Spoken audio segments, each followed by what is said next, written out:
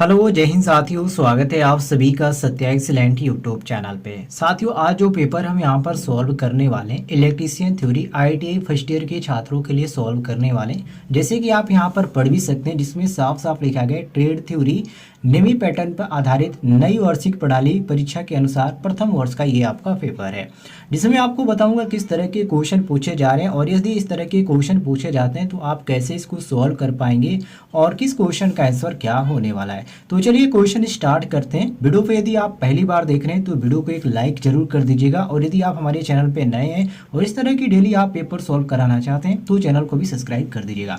साथियों, एक तरफ आपको इंग्लिश में देखने को मिल जाता है और एक तरफ आपको हिंदी में देखने को मिल जाता है। आपको जिस तरह यहाँ पर समझ में आता है उस तरह आप देख लीजिएगा।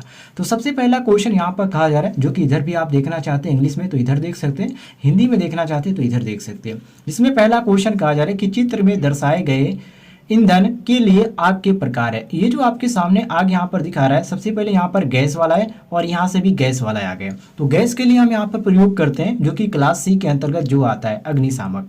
तो यहाँ पर आपको देखने को मिल जाता है सी ऑप्शन। ठीक है, यहाँ पर क्लास सी हमारा बिल्कुल सही आंसर हो जाएगा। अगले क्वेश्चन पे हम आते हैं, क्वेश्चन नंबर 2 पे। साथियों, यहाँ पर देखिए क्वेश्चन नंबर 2 को, और मैं यहाँ पर थोड़ा सा ऊपर कर देता हूँ ताकि 2, 3, 4 और 5 आसानी से कवर हो पाए।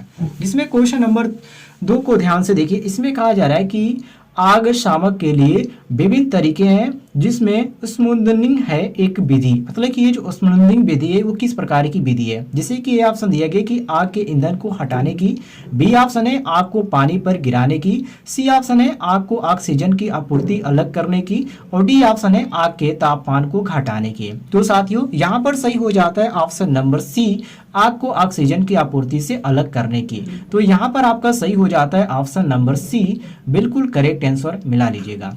क्वेश्चन नंबर देखिए 3 को, जिसमें कहा जा रहा है साथियों कि एक व्यक्ति जमीन और सर्किट के लाइव तार के संपर्क में है, इसका पहला परिणाम होगा। बहुत ही यहाँ पर सोचने और समझने की बात है। कोई भी व्यक्ति है यदि जमीन से, मतलब जमीन से अर्थ उसको मिल रहा है, और सर्किट के लाइव तार से मतलब यह क्या है कि वो बिल्कुल विद्युत के संपर्क में है। ठीक है, तो उस समय उस पर क्या प्रभाव पड़ेगा।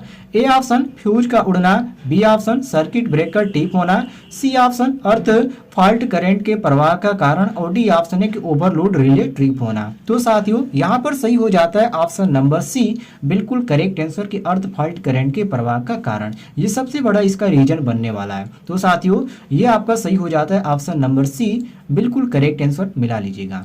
आगे बढ़ते हैं, क्वेश्चन नंबर 4 को देखिए, जिसमें कहा जा रहा है कि अगर शिकार हुआ व्यक्ति को छाती या पेट में चोट जला हुआ है तो कौन सी कृत्रिम पुनर्जीवन विधि उपयुक्त है। ए ऑप्शन नेल्सन विधि, बी ऑप्शन मुंह से मुंह विधि, सी ऑप्शन सैफर विधि, और डी ऑप्शन हैलोजन विधि। तो साथियों, यहाँ पर सही हो जाता है आपका ऑप्शन नंबर बी, जिसको बोला जाता है मुंह से मुंह विधि। कोई भी व्यक्ति यदि ठीक है चोटिल अवस्था में है, यदि छाती या पेट में उसे चोट लगा है तो यह जला हुआ है, तो उसे हम कौन सी इसमें सबसे बड़ी यहाँ पर विधि का उपयोग करते हैं, तो मुंह से मुंह की विधि इसमें प्रयोग की जाती है। ध्यान रखिएगा, मोस्ट इंपोर्टेंट आपका सही हो जाता है साथियों। ये आपका ऑप्शन नंबर भी करेक्ट आंसर हो जाएगा क्वेश्चन के अनुसार।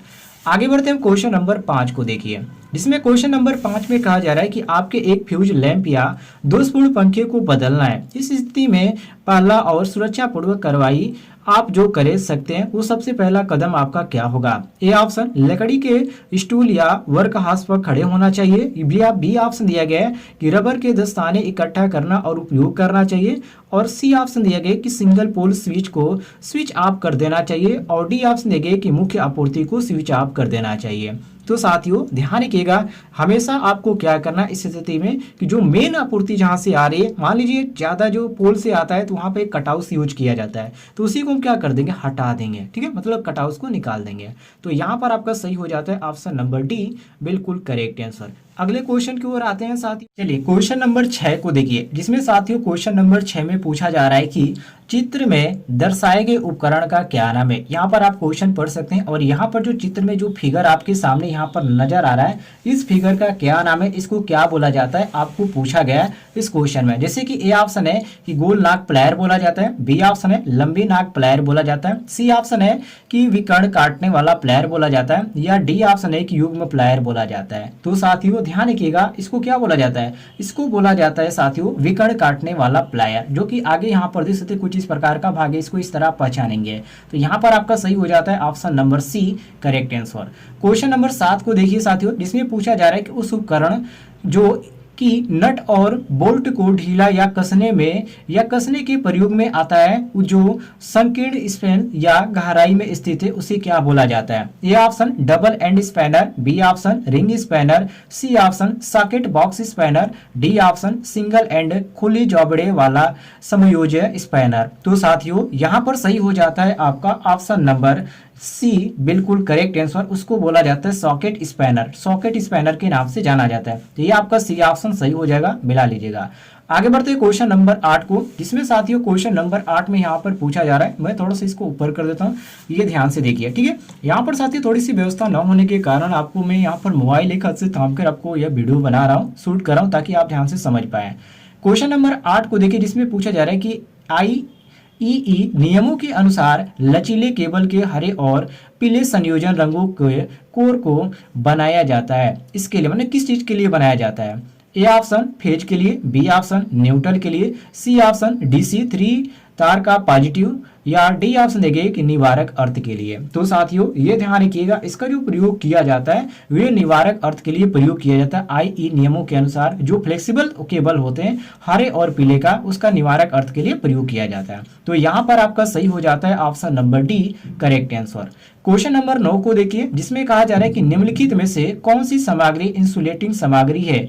ए ऑप्शन पानी, B option carbon, C option mica, D option copper. तो साथियों इसमें इंसुलेटिंग सामग्री, तो इंसुलेटिंग सामग्री में यहाँ पर आपको कॉपर साफ साफ दिख रहा है, ये आपका क्या आता है इंसुलेटिंग सामग्री के अंतर्गत आ जाता है, ठीक है। ध्यान रखिएगा क्वेश्चन नंबर 9, तो यहाँ पर आपका सही हो जाएगा ऑप्शन नंबर, ये आपका कॉपर नहीं होना चाहिए, माइका होना चाहिए, सॉरी साथियों यहाँ पर आपका सी ऑप्शन सही होगा, ठीक है, सी ऑप्शन आपका सही होगा, मिला लीजिएगा।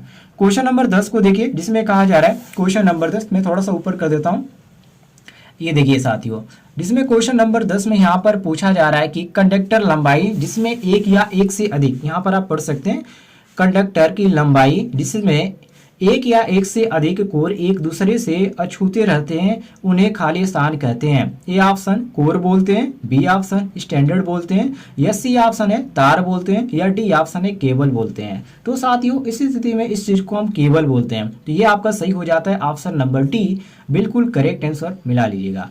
क्वेश्चन नंबर 11 को देखिए, जिसमें कहा जा रहा है कि इंसुलेटिंग सामग्री के लिए दो बुनियादी गुण होते हैं, एक गुण है अधिक इंसुलेशन प्रतिरोध, दूसरा गुण क्या है। तो दूसरा गुण यहाँ पर पूछा जा रहा है, जिसमें ए ऑप्शन देंगे कि गर्मी के लिए उच्च प्रतिरोध, बी ऑप्शन है कि उच्च इलेक्ट्रिक ताकत, और सी ऑप्शन है कि उच्च सामग्री स्कोपी हाई ग्रोस्कोपी, और डी ऑप्शन देंगे कि उच्च यांत्रिक शक्ति। तो साथियों यहाँ पर सही हो जाता है ऑप्शन नंबर बी उच्च डाई इलेक्ट्रिक ताकत। तो ये आपका बी ऑप्शन सही हो जाएगा, मिला लीजिएगा, बी ऑप्शन आपका करेक्ट आंसर हो जाएगा। क्वेश्चन नंबर देखिए 12 को, इसमें कहा जा रहा है कि NEC के अनुसार डीसी प्रणाली इनपुट के लिए अल्फा क्या है, P1 N या L प्लस या L माइनस या प्लस माइनस, या यहाँ पर पॉजिटिव और यहाँ पर निगेटिव दिया गया है। तो साथियों यहाँ पर सही हो जाता है बी ऑप्शन आपका L1 और L प्लस और आपका L माइनस हो जाएगा इनपुट के लिए।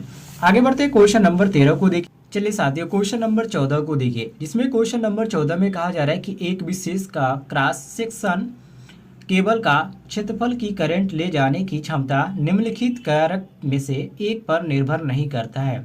वह कारक को आपको पहचानना है, जैसे कि ऑप्शन दिया गया कि कंडक्टर का प्रकार धातु, बी ऑप्शन देंगे कंडक्टर का आकार, सी ऑप्शन देंगे कंबल नली में जाना, डी ऑप्शन है सर्किट का लोड करंट। तो साथियों यहाँ पर सही हो जाता है ऑप्शन नंबर बी कि कंडक्टर का आकार, बी ऑप्शन हम करेक्ट आंसर मारेंगे। क्वेश्चन नंबर 15 को देखिए, जिसमें कहा जा रहा है कि विपरीत पोलरिटी या फेज कंडक्टर के बस बार कंडक्टरों के बीच की न्यूनतम निकासी होगा। A option 40 mm, B option 30 mm, C option 25 mm और डी ऑप्शन देंगे 20 mm। तो साथियों यहाँ पर सही हो जाता है ऑप्शन नंबर सी 25 mm। ध्यान रखिएगा।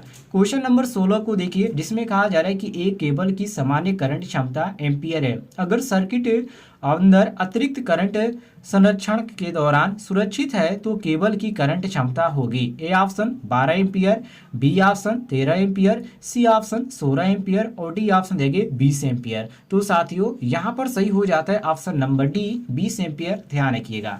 आगे बढ़ते हैं हम क्वेश्चन नंबर 18 पे, जिसमें साथियों क्वेश्चन नंबर 18 में यहाँ पर पूछा जा रहा है, ध्यान से पढ़िए क्वेश्चन नंबर 17, 18 और यहाँ पर 19 को मोस्ट इंपॉर्टेंट क्वेश्चन यहाँ पर पूछे जा रहे हैं। जिसमें पहला क्वेश्चन 17 नंबर पूछा जा रहा है कि राष्ट्रीय इलेक्ट्रिक कोड वॉशिंग यूनिट और स्विच बोर्ड के बीच की विनिर्दिष्ट न्यूनतम दूरी निर्धारित करना है। तो न्यूनतम दूरी है 0.6 मीटर या 1.3 मीटर या 2.5 मीटर या 3.4 मीटर। तो साथियों यहाँ पर सही हो जाता है ऑप्शन नंबर सी 2.5 मीटर। ध्यान रखिएगा।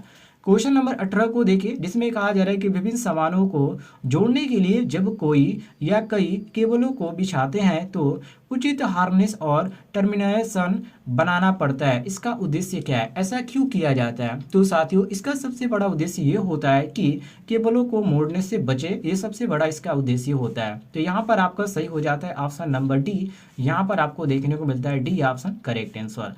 आगे बढ़ते हैं साथियों अगले क्वेश्चन पे, जिसमें यहाँ पर पूछा जा रहा है कि BIS प्रतीक को पहचाने जो नाली में छुपे तारों को प्रतिनिधित्व करते हैं। तो इसका यहाँ पर जो एक सिंबल होता है साथियों, और ये जो सिंबल है आपको ये देखने को मिल जाता है करेक्ट है, ये आपका सिंबल होता है, इसको ध्यान से देख लीजिएगा। आगे बढ़ते हैं अगले क्वेश्चन पे। क्वेश्चन पे आते हैं साथियों क्वेश्चन नंबर 20 में, जिसमें पूछा जा रहा है कि चित्र में, यहाँ पर क्वेश्चन आप पढ़ सकते हैं यहाँ पर इंग्लिश में और यहाँ पर हिंदी में, जिसमें कहा जा रहा है कि चित्र में दर्शाए गए आरेख का नाम बताइए। ये जो सामने आपके सामने आरेख यहाँ पर बनाया गया, इसका आपसे नाम पूछा जा रहा है कि इसको हम क्या बोलते हैं। तो साथियों इस चीज को बोला जाता है इंस्टॉलेशन आरेख, जो कि आपको यहाँ पर देखने को मिल जाता है option number C correct answer. तो साथियों आज की वीडियो में मैंने 20 क्वेश्चन कवर किया। उम्मीद है आपको जानकारी पसंद आई होगी। पसंद आई तो वीडियो पर लाइक कीजिएगा और चैनल पर नए होंगे तो चैनल को भी सब्सक्राइब कर लीजिएगा।